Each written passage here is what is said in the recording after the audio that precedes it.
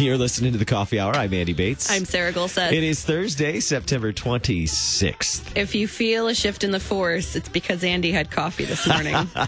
This is the extra caffeinated coffee hour. And we all have like weird allergy voice going on. This is my autumn voice. You like it?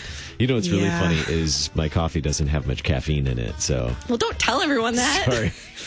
So that was really the whole point. No explanation. There's no explanation. Wait, non-caffeinated coffee? I know. Why?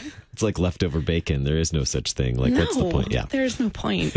I'm sorry for everyone who drinks decaf. I don't mean to offend. Thanks. Yeah. We have enough about my decaf tendencies. Let's talk about something more important. We're going to be conventional, follow up to the convention, the LCMS convention that took place this summer. And we're also going to check in with our friends at American Heritage Girls. Mm-hmm. They recently celebrated another milestone, a birthday. And how did they do that? They observed National Day of Service. So we'll talk with them in just a little while as well. Thanks to Concordia University, Wisconsin for supporting the Coffee Hour. Find out more about Concordia University, Wisconsin at cuw.edu. Live uncommon. Joining us in studio this morning, the Reverend Dr. John Sias, Secretary of the Lutheran Church, Missouri Synod. New secretary, like newly re-upped? Yeah, re-upped. Yes, yeah. Going another round. Does that go on your business card? Yeah. Re-upped secretary. Get service stripes or something. Yeah, there you go. Reinstalled, yeah. Yeah. You got one term under your belt. Rebooted. Rebooted. Oh. Yes, Secretary 2.0. There we go. There we go. I like that one. Oh, man. So we had a convention this summer. LCMS had the I lost track. This would be 67. 67th regular convention of the LCMS. And, I mean, the convention is kind of like all...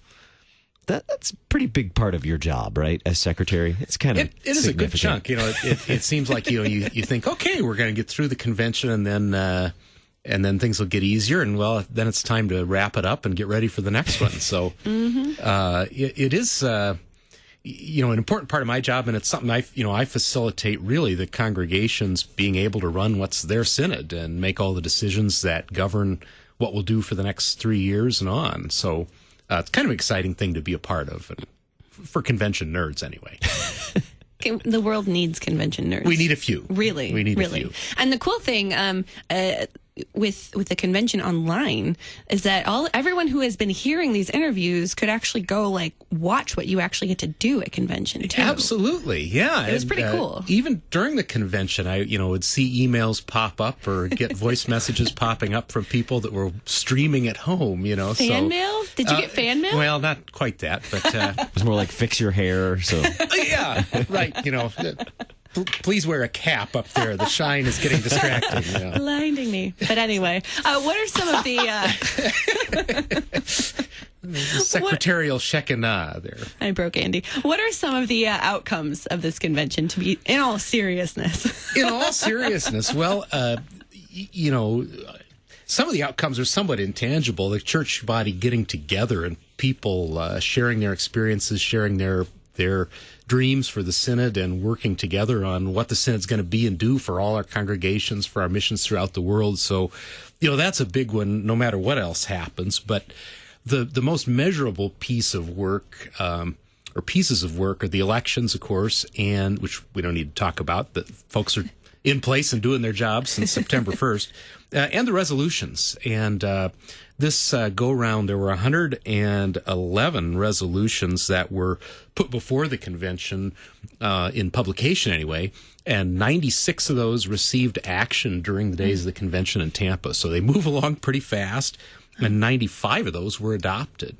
So a whole host of things, from developing positions that Synod takes on issues and providing guidance to our congregations and church workers, to arranging the bylaws in minute detail, and even the Constitution this time, as to how it will govern our life together. What were some of the proceedings from the convention that now present action items for various committees? Well, now I have to mention one in particular for folks involved in any congregations that might be listening. That is Resolution 905 was actually a constitutional amendment for the Synod. Probably the constitutional amendment that's touched the most text since 1924, and that now has to be ratified by the congregation. So it had to receive a 2/3 vote at the convention, which it did handily.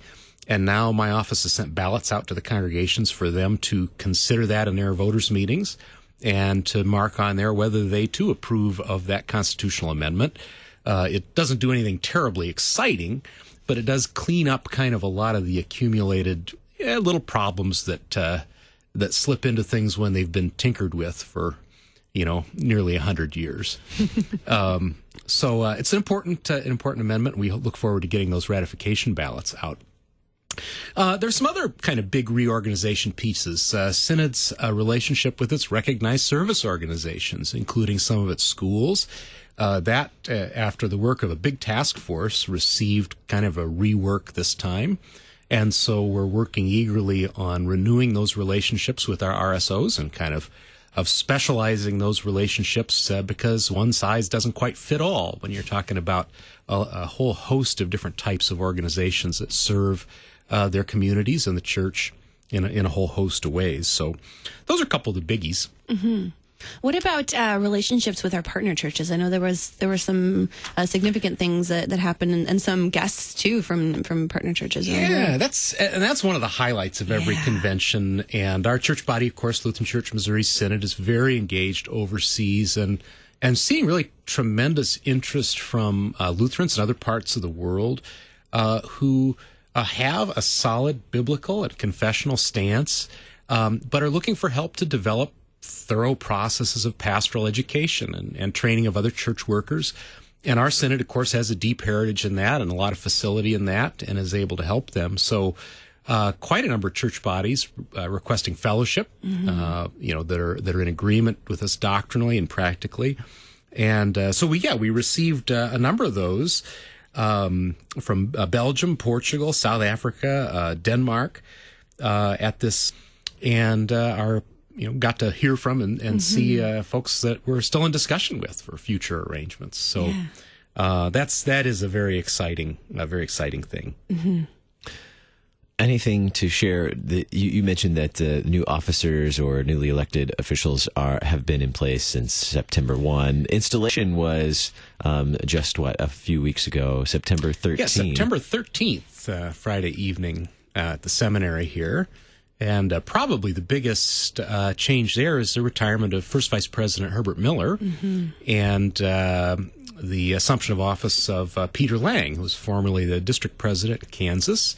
He has taken up residence in the office right next door to me, so we're getting to know each other in a new capacity and enjoying that a lot. But First Vice President Miller was certainly a tremendous blessing to the Synod in his service as First Vice President and previously as Southern Illinois District President, and presented just a marvelous paper at the convention, a real celebration of being joyfully Lutheran. That was the theme, and he was just on fire with joyful Lutheranism there. It was a fantastic thing to see. And certainly welcoming Pastor Lang to the International Center here, recently installed. We've extended an invitation to him to the coffee hour, so let him know that it's not as brutal as it sounds. Okay, well maybe he's streaming upstairs, Hopefully he is. Seeing how his neighbor's being treated. So hopefully we'll get to introduce him here on the coffee hour in the very near future. That's something to look forward to. That was quite. I had the privilege of attending the president's orientation and the installation service that evening. It was quite an installation. I don't think I've ever seen that many people installed at one time, because not only those who were elected as president, officers, that sort of thing, but also board members, committee members, the new board commission members that are there for orientation, and of course it accelerates rapidly. You get the president, and then you do some vice presidents, and then the board, and then everybody else. But it's the all call. But no, it's really a great opportunity to celebrate the folks that the Lord gives us to serve in these offices and to contemplate what really is a serious responsibility for all these people from top to bottom to look after the things that the congregations of Synod have made to help each other out and to do the mission beyond their borders. So Sure. It was quite the service. Yeah, like you said, starting with the president, installation of the president, and then once he's installed, then he turns around and does the rest of the installations. Right. And it was a whole host, but it was very nice service, and it was a joy to get to be there and be a part of it. Yeah. So you mentioned now that this convention is done, you begin work already on the next convention. So what are the first steps for you in preparation for, what is that, 2021? 2022. Or 2022, my math. Yeah, I had coffee. Fortunately, we haven't gone to a 2-year series. Oh, man.